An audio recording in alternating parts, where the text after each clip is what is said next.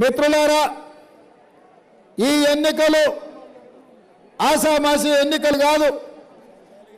17 సార్లు పార్లమెంట్ ఎన్నికలు జరిగినాయి. ఎవరెవరో గెలిచిండ్రు, ఏమేమో అయ్యిండ్రు, కేంద్ర మంత్రులు అయ్యిండ్రు, రకరకాల హోదాలు వచ్చినాయి.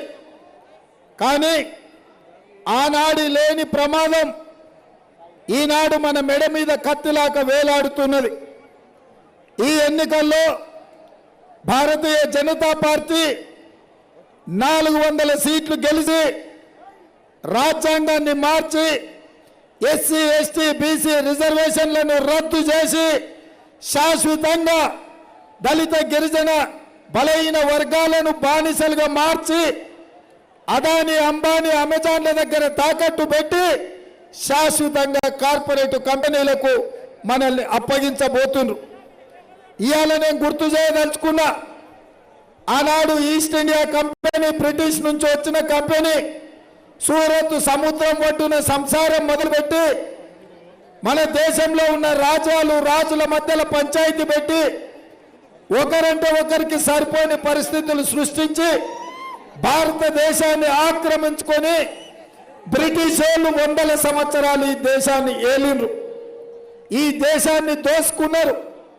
మళ్ళీ స్వతంత్రం వచ్చిన 75 సంవత్సరాల తర్వాత మళ్ళీ అదే సూరత్ నుంచి నరేంద్ర మోడీ అమిత్ షా వచ్చి వివిధ రాజకీయ పార్టీల మధ్యలో పంచాయతీలు పెట్టి ఈ దేశాన్ని ప్రధానమంత్రిగా హోంశాఖ మంత్రిగా 2 సార్లు అయ్యి 10 సంవత్సరాలు ఏలి ఇవాళ గుజరాత్ అదాని అంబానీలకు ఈ దేశాన్ని తాకట్టు పెట్టి రిజర్వేషన్లను రద్దు చేయాలన్న ఆలోచన చేస్తున్నారు.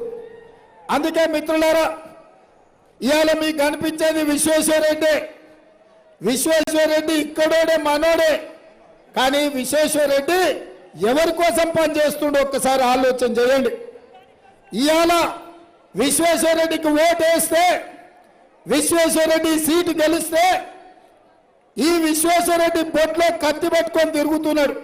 గెలిచినంబడే ఎస్సీ ఎస్టీ బీసీ రిజర్వేషన్లు రద్దు చేసి నరేంద్ర మోడీకి అండగా నిలబడాలని చూస్తున్నాడు. ఇవాళ నేను ఆ విషయాలన్నీ లేవనెత్తి ఈ అంశాల మీద మాట్లాడితే ఢిల్లీ నుంచి పోలీసులను పంపించాడు, ఢిల్లీలో నా మీద కేసు కట్టిండు. ఇవాళ అమిత్ షా గారు తెలంగాణ రాష్ట్ర పర్యటనలో మమ్మల్ని ఎదిరిస్తే, మమ్మల్ని ప్రశ్నిస్తే మేము బరాబర్ పోలీసులను పంపుతాం, మేము అరెస్టులు చేస్తామని ఇవాళ తెలంగాణ గడ్డ మీద నుంచి అమిత్ షా గారు మాట్లాడుతున్నారు.